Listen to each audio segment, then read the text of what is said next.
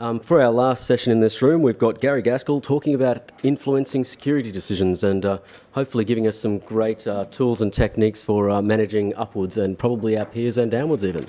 Please welcome Gary. Thank you. It's a pleasure to be here today, and I thought I'd start out talking about. Seems to be echoing back at me. Sorry? You're right in front of the speaker. Oh, that's right. Start talking about why, because I've come to these conferences for many years. I started out as a tech 26 years ago or something, and you have a lot of discussions and coffees with people going, it just doesn't make sense. I've done the best analysis.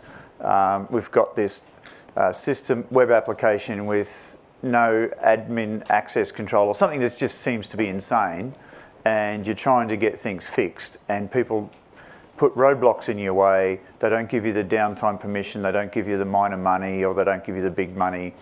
And people have been very frustrated. And I've sympathised with them for many years. And a few years ago, so that's why I'm here. That's why I'm talking to share my insights. I'm not a psychologist. I come from a tech background. I do a lot of security management, risk management sort of stuff these days. But I'm trying to make sense of it myself, so I started doing some research. But probably about 5 or 6 years ago, I sat down and looked at all the reviews I'd done and over all the years, and I looked, it was a small majority where people said, thank you, I'm glad you found it, and we fix it, that's fantastic. Then there's probably another 20 or 30% that said, great, but you go back or you see them in the street a year later, and they go, how are you going? They go, yeah, we know we've got to act, but we haven't done anything yet. And then there's about the 5 or 10%, or just straight out denial, they attack you, it's really awful sort of thing. And I was trying to understand that, like, how did that sort of small majority, say 60%, actually go thank you and start acting straight away? What was the difference that created that last 10% that were totally in denial and hostile to me, attack my reputation? You know, this is the sort of thing where you find 50 issues, but you made one mistake and they try and discredit you for the one mistake when 99% of your analysis is just spot on. Like, what's motivating them to be like that? So that's where this started, and I hope some of it can help you as well. If you've got some extra insights, I'd love you to share that with me, because I love reading in this space. Like, we all know it's hard to keep up with the tech changes and what we need to know to protect something in the cloud or some extra container security stuff. But this stuff's also fascinating, and it's fun stuff to listen to podcasts. Podcasts, like Mark was talking about, is one of my favourite ways, because I can do a lot of this stuff while I'm driving for kids and all that sort of stuff. So that's how we got here. But then a friend was doing his PhD on risk management. He said, Gary, you need to read Kahneman. And that opened my eyes, because I actually had thought I'd gone back to theory books on how to write better reports, because I thought it was my communication skills. And when he introduced me to Kahneman, and he's talking about people don't always make rational decisions, and that guy ended up with the Nobel Prize for that. So so that's what we're going to talk about. But we're talking, the part of the purpose is, from what I've learnt, and maybe you can use some of it yourself, to increase your odds when you're communicating with senior management. Because they typically talk a different language than we do in the security services section, right? I think they could actually be often talking in pidgin English, and we come along with our big vocabulary from our tech background, and we just sound like we're speaking a foreign language. So we need to know how to communicate with them. So if we can improve some of that, so stuff for you and some benefits for them as well, because they might get the message a bit more clearly. But hopefully this will help you get some buy-in for your security plans. And please use it for good, because certainly some of this stuff gets used for evil, as we can see in some political marketing campaigns, maybe some of the denial stuff and creating fear, uncertainty and doubt meant we had asbestos and tobacco for many more years before we should. The same behavioural science can be used for good and bad. So essentially we're going to talk about what we know now from social scientists on the science of making decisions. And essentially we call it judgments or decision making. And we're going to talk a little bit about putting that to work. I have been trying to put some of this to work the last few years. I remember presenting at an audit risk committee of a board, and the chair of the board came up afterwards later and said, "Fantastic, how did you get the CEO on, how did they do that?" And I'm like, because we talked about it in terms of what it meant to them, and we're inside the team, and the audit report wasn't a critique, it was like, here's something, if you care, it might help you protect yourself, rather than I'm telling you you're doing a crap job. And it changed the discussion. So that's what we're going to talk about. Also, as I said, I'm not a psychologist, so I come from a tech background. And it's the first time I've attempted to give this talk. So we'll see how we go in terms of content. And James, sorry, I was going to call you James.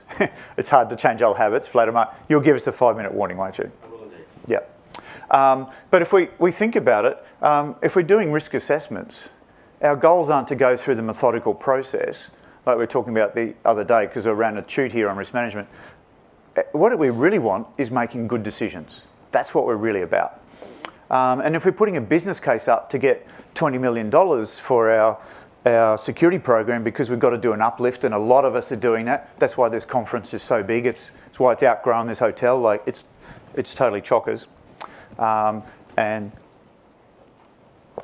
I think the first security conference I went to was a crypto conference here on the Gold Coast in '92. I think it was 120 people. Like, the game's just changed.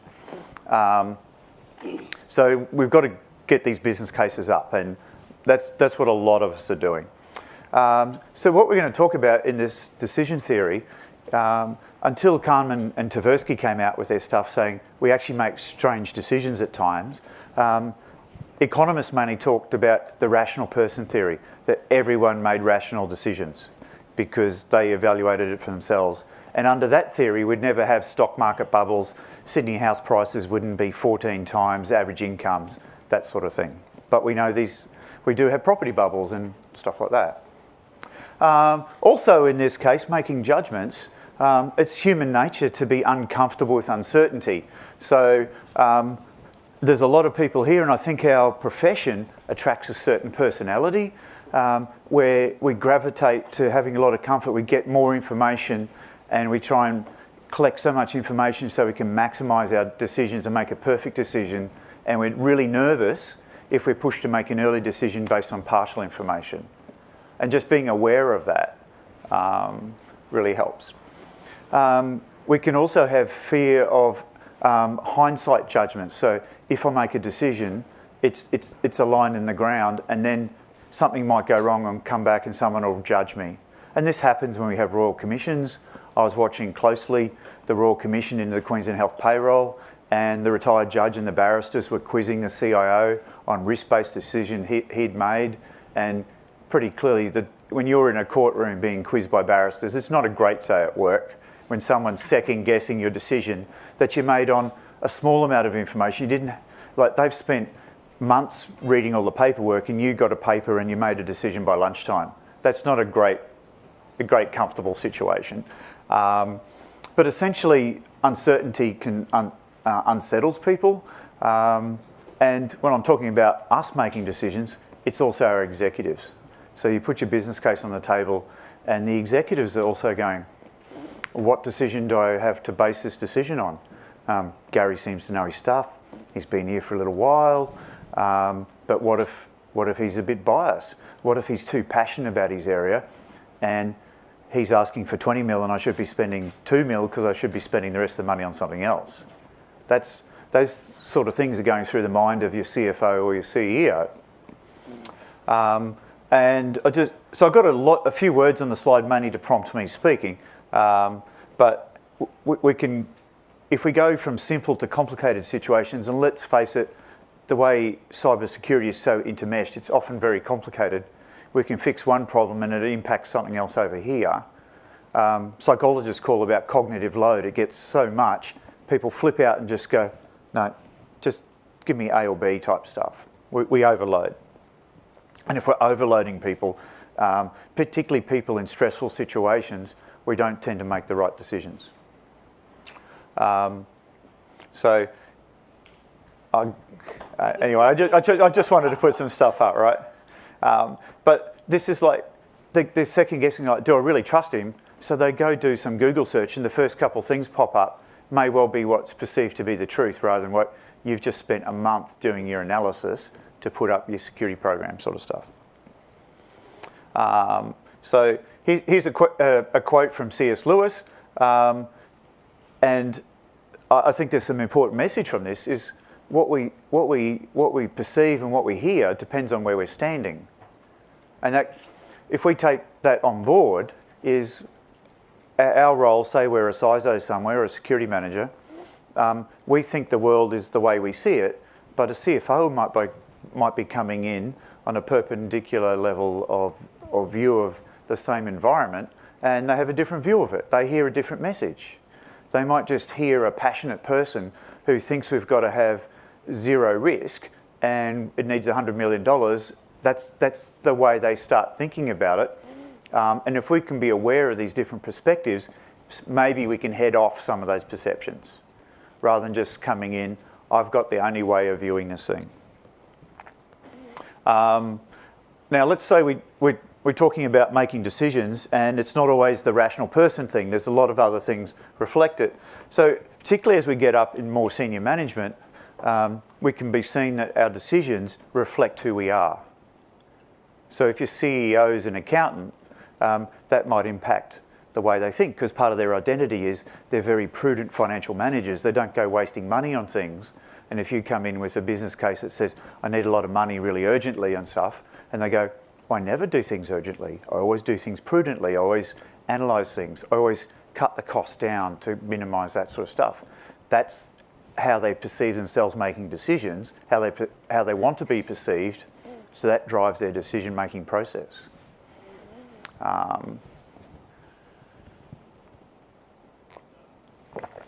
Sorry, I'm a little nervous making this talk because, well, I don't know why, but I haven't been nervous talking at a conference for 10 years, so, but maybe because it's a new topic for me.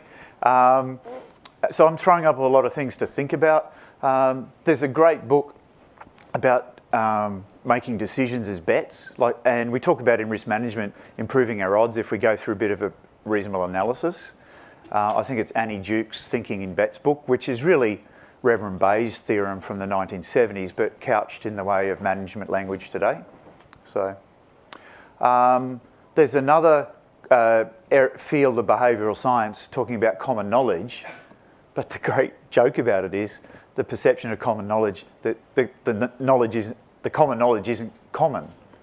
And I think that applies to our community, right? So a lot of people here, whether you're in the real tech side of the thing or the security management side of what we think how the world works, we perceive as common knowledge. We think everyone understands that it's just obvious. But that knowledge isn't common around the board table or the executive leadership team. So we've got some communication tasks to do in that space. So I feel it doesn't quite flow perfectly, but another part of decision making is where people, they go, Gary's asking for money, he claims to be a security expert, he's got a couple certifications and did some masters far too long ago. But how do I'm a CEO who's done accountancy or law or something, maybe even engineering in a mining company. How do I know that he's the goods and he's just not self-deluded sort of person? These can be subconscious process or really overtly conscious process. So they make decisions by proxy. And we've all probably been at work when Big Four consultancy turns up or McKinsey, they always walk in their suits, right? Because maybe they're accountants or whatever, but they look like they should be in the board table room because of the way they're dressed. And they get some credibility because maybe that's a $2,000 suit and you bought your suit at Lowe's, or you don't ever wear a suit because you just wear a black t-shirt to work. So the concept I'm introducing here is people who don't have the skills to know whether we are good at our job make decisions by proxy. Often it's the way we dress. It might be we went to the same school and that's a terrible thing, but it's a real thing. It could be we make comments about we're in the same view on the world in terms of politics or approach to this organisation. Making decisions by proxy. Might be we're driving the right type of car, who knows? So essentially we're trying to influence these decisions. So we go back nearly 2,500 years to Aristotle, and he was talking about there's three main aspects to it. And I think if we listen to what Aristotle said to say, a lot of us have been using just the one way to try and get the decisions we think the organisation needs, going the logical approach. But he said, we've got a couple other ways. We make decisions by social things. And that's like, we trust people from inside the tent. So maybe it's useful if we're working for BHP, maybe we wear a suit, but maybe we should put a BHP t-shirt on that when we're going up and talking to people, because we're inside the organisation, we're protecting from the inside rather than coming from outside and telling someone what to do. And then his middle one there is, the pathos is appeal to the audience's emotion, because people make emotional decisions. And I think one of the great lines from Gruen's show, if anyone watches it, I've been a fan. Anyone, a few people here? I imagine the people at this conference that come to this talk might be the sort of people who watch it. But I remember one of those shows, they were talking about some marketing campaign, and one of the panelists just go, stop. Everyone makes the emotional decisions, then dresses it up as a logical decision. It was what one of the marketers said. And I was like, yeah, that happens so much in our workplace, right? We want to think we've gone through an analytical approach, but it ends up being an emotional approach. And I mean, I'm on risky ground, but the Australian divorce rate's 50%, right? So if we all made perfect rational decisions with perfect information, there would be no divorce. We'd all be, and everyone behaves themselves all the time, right? But in the end, we get it wrong all the time because we make quick emotional decisions that are quite biased. Well, we're talking about changing these decisions, so just dumping a lot of facts on people, as a lot of security people do. Hey, we're blocking 100,000 spam a day, therefore we need to spend this money for something else. That also doesn't always drive decisions.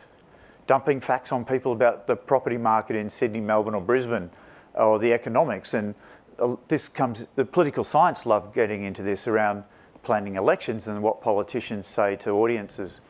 But dumping facts about debt, and I was watching the last election campaign, hopefully from an unbiased perspective, and there's talk about where the debt came from in this, and I'm like, facts weren't coming into the discussion very much, right?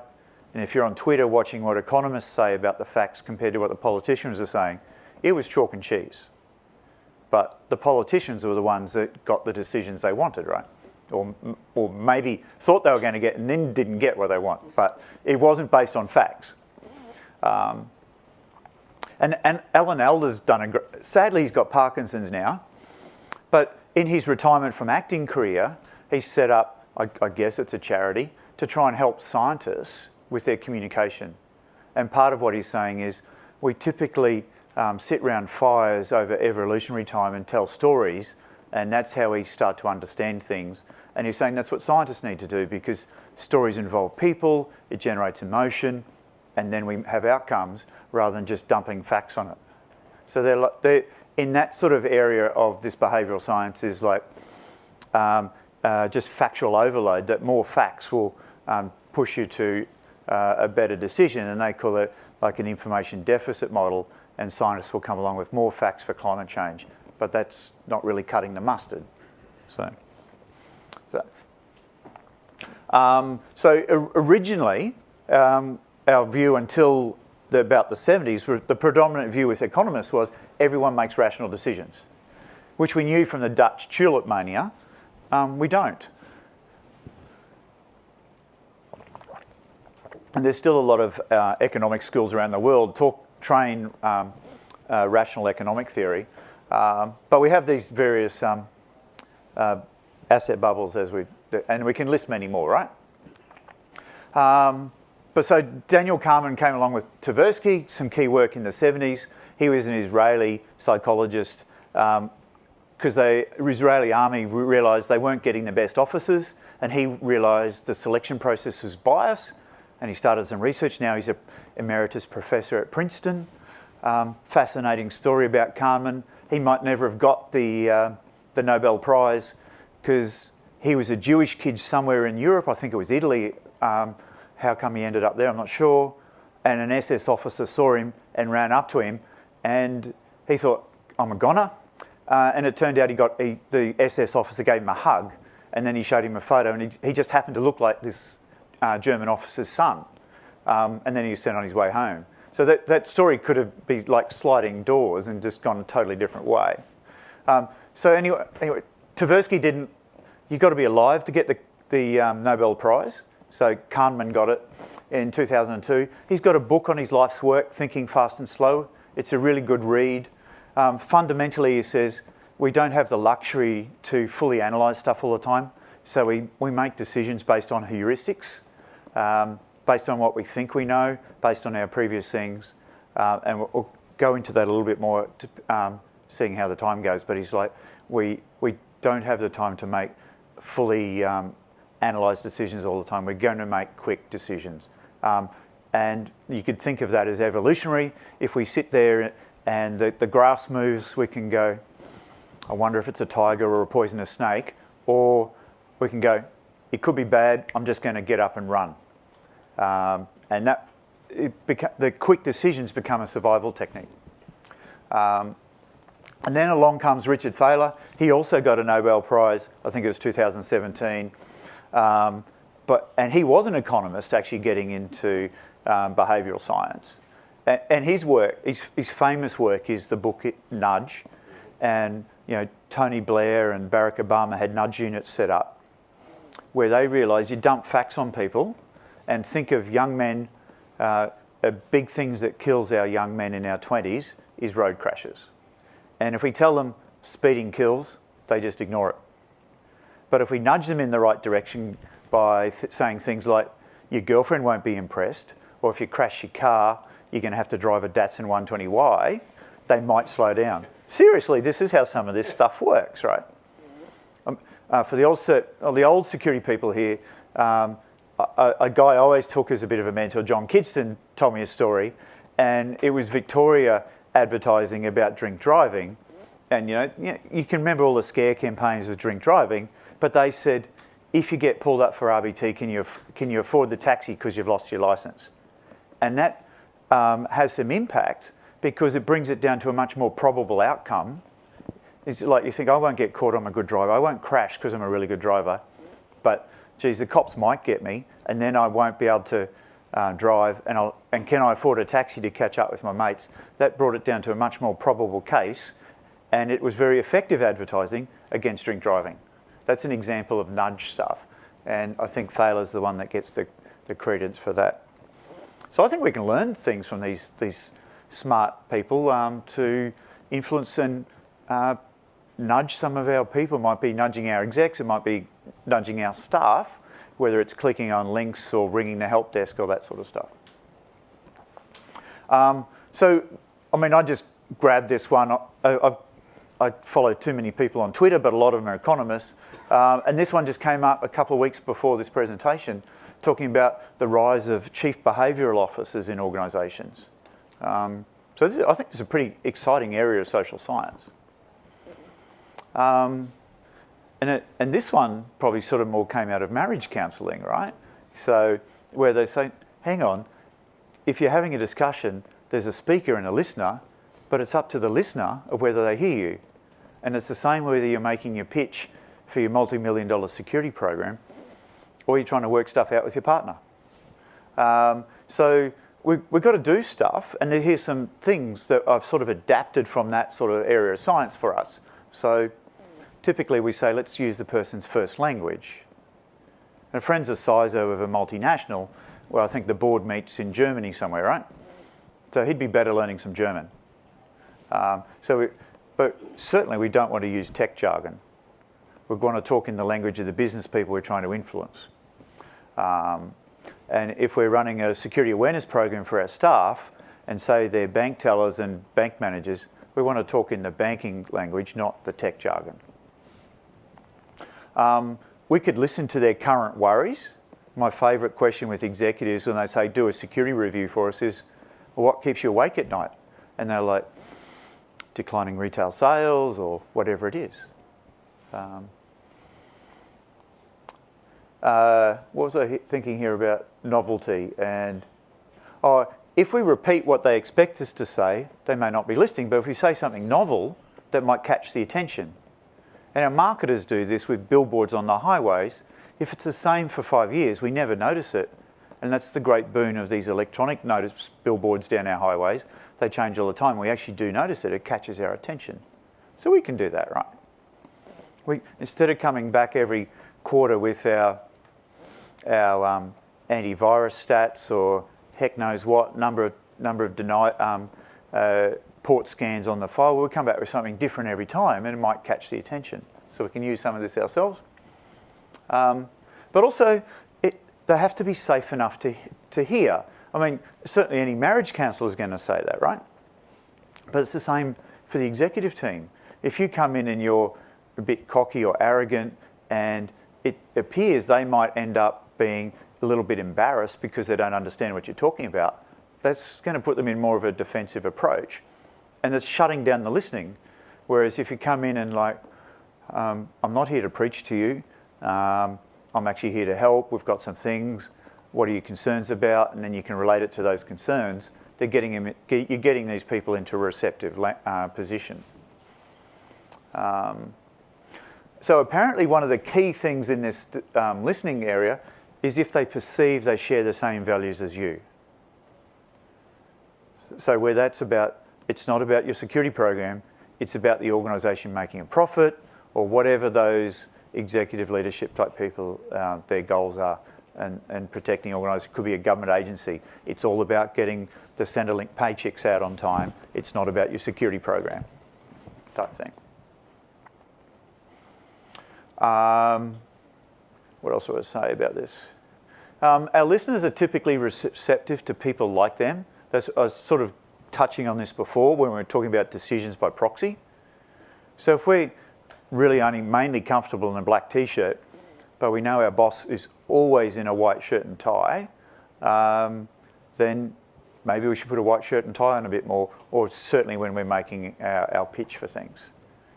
I know one organisation I was working, the CEO was white shirt and tie, the next one comes along, he came up from Victoria, his tie's off, I'm in Queensland, I'm relaxed, he thought Queensland, he's like, we don't need to wear suits, we're in Queensland now. The total office changed. And you could see all the sycophants, and there's plenty in that organisation, they all started changing. The last guy was a teetotaler, the new guy was, hey, you know. But, because they subconsciously wanted to get on his side. Cool. But we won't get any listening if people get into defensive mode, because you come in and go, you've ignored the risk and stuff like that. So one of my techniques recently has been saying, like, I know one organisation has been having pretty much the same issues for 10 years, the same issues, the patching, you know. But you come in and go, hey, but the world's changed, it's a different situation, now we need to respond, rather than going, you mob of idiots, you haven't made the obvious decision from 5 years. Just coming in and complaining, they're going to be in a defensive mode, and they're just itching to say no to you. Even if they go, I probably should be listening to him, they just emotionally want to go, get out of here, I don't want to see you, you're making me feel bad. Another bit of that thing is about worldview or self-identity. We talked a little bit before about identity. There's a great book, I think it's Debunking Myths by Gary Lewandowski. He was, I think, at UQ, and he's now gone to America, and another colleague. It's just a short 8-page book, and it's talking about people that have irrational beliefs, like anti-vaxxers and denying climate change because you're actually looking for the things that support a preconceived outcome, and we're just openly ignoring the facts.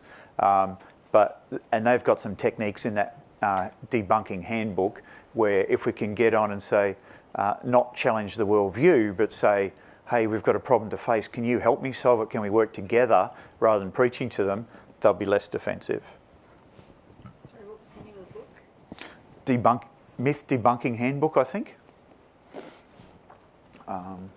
If you send me an email or something, I'll certainly I'll probably just shoot a copy back, but we'll find. But if we're delivering unwelcome messages, and let's face, when we're talking about risk, we're typically talking about downside risk, and we haven't been doing a good enough job or spending enough money, it's much better to receive a uncomfortable message from someone inside the family tent rather from some smart aleck outsider. So if we can try and pitch it that way, like wearing a t-shirt that says BHP when we're working at BHP maybe, or that sort of thing. And also taking this approach is, I'm not here to lecture you, but I'm here to help. We've got a problem to solve together. I've done some analysis. What do you think? You got any other ideas? That's starting to build some buy-in. I mentioned the Gruen transfer show, but one of the things they nailed with that one was there's a whole psychology around decision making, but one of it is we make the emotional decision, then we come back and the social psychologists call it motivated reasoning. We make the decision, then we find ways to dress it up as we made it in a rational decision way. Okay, and let's think we might do that in cars. I bought this car, and you can buy a big SUV, you can buy a Mini, and in the end you go, I bought this Mini because it's really fuel efficient, I can park it anywhere. Or if you bought the SUV, you go, I can go anywhere in the world and go up a Mount Kosciuszko. You start rationalising it in that way. And we do the same thing at work, right? So I've talked about, introduced the stuff from Kahneman and Tversky. They're saying we aren't all rational decisions, we make biased decisions, and we have to make pretty quick decisions a lot of the time based on heuristics, based on rules of thumb. They also introduced this concept of cognitive biases. Mark mentioned a few. I think their original papers in the 70s listed 3. If you get onto Wikipedia now, it's like 200. You can tell everyone that wants to get a PhD in this space goes, what could I think of? Okay. And then there's another cognitive bias on the Wikipedia page. But some of them are pretty interesting. And I've got a list of some in here that I think are relevant to information security. So, but yeah, essentially it's our rules of thumb, and this is the way a lot of our decisions will be made. And it might be made before we come into the room. Our security budget's been going up by 20% each year. It's too much. Certainly CFOs are always watching areas where there's a growth in spending and going, that has to be contained in. Even one of our big banks changed their CISO because I think the previous one was saying, I've got 600 people, and another similar bank said they had 200, but we all know the firewall people could be in the security team or they could be in the network ops team. It's like how you count. And the new guy was asked to cut the numbers down because there's this perception of being growing too much. Now it's flipped on its head again, but these perceptions can drive these decisions, right? There's also a common heuristic of a major change must be a major risk. So if you're pitching it as a major change rather evolutionary growth and stuff like that, then you're butting up and creating some resistance that you may not need to have. So if you come in and go, I'm the new security manager, oh my God, the last guys and girls were hopeless, am I the solution for you? Everything's got to change. Instantly there's a perception, there's a lot of risk with that. So in terms of the way we present how we're trying to do things. So here's some cognitive biases. We won't get through them all, but anchoring is one where we're drawn to the first information we hear on a certain topic. I think, I remember when Microsoft was advertising a lot of stuff, when we still had Novell systems, they're advertising on planes because that's where the executive decision makers were. And if you talk to techs at a conference like this, you'd say Novell is superior. I actually remember a conference where they're debating whether Unix or Windows is better. And of course, there's never going to be a sensible outcome of that discussion, but people were anchored from where they came from. Our executives are often in this case. It might have been something that came up in the company directors magazine that might anchor their thinking on cybersecurity.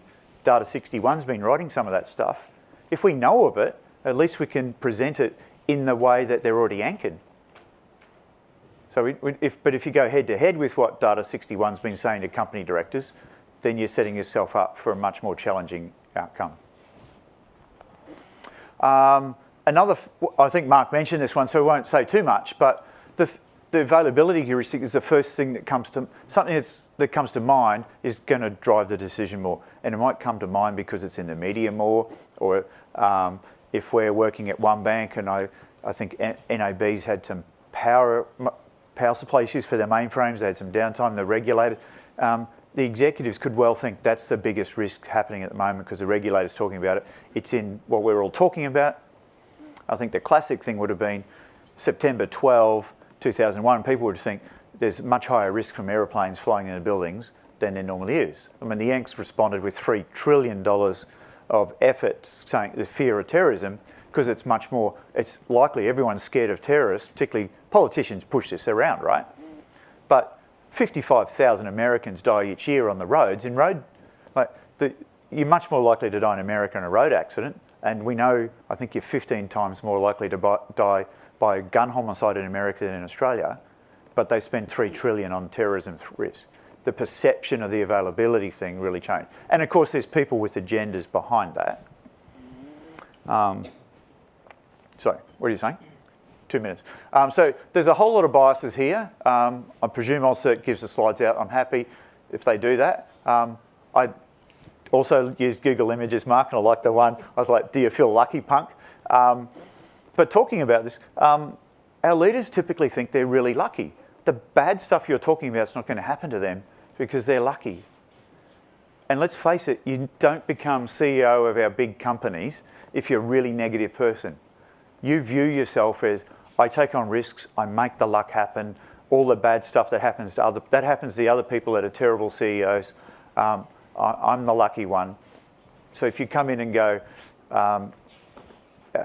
everything's negative and I need this security program and stuff, you're not going to be on the side of that really positive, optimistically minded executive. So there's a few here. There's a couple others I wanted to get to. I'll just flip over that one of conflict of interest, but certainly executive biases I have seen in my career impact the decisions we're making in this space.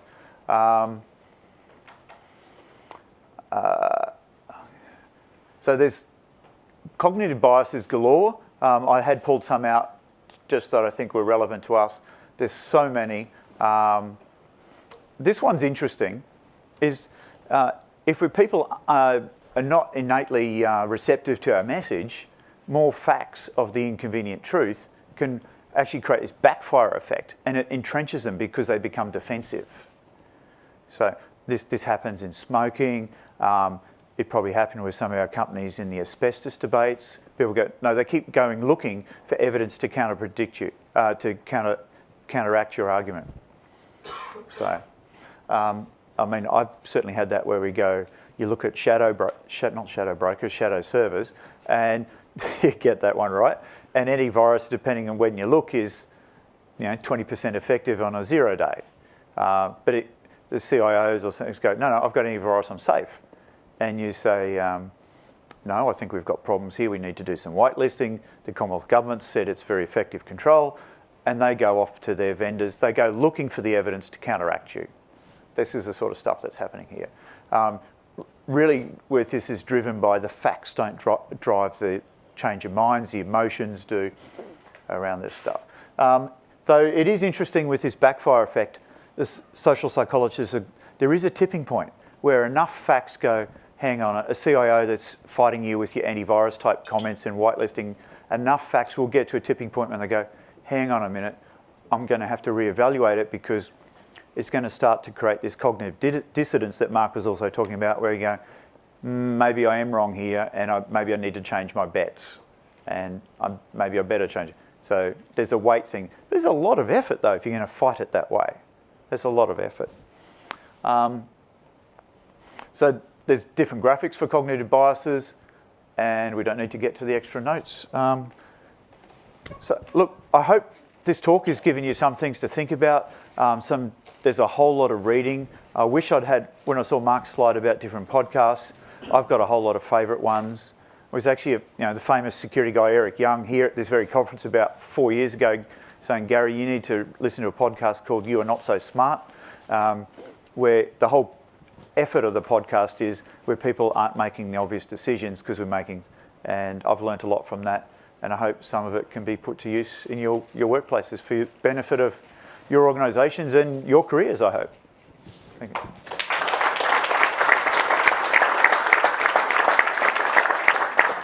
For everybody who's curious, the book that Gary was actually referencing earlier is called The Debunking Handbook by John Cook and Stephen Lewandowski, and both still Gary and myself have posted links on Twitter.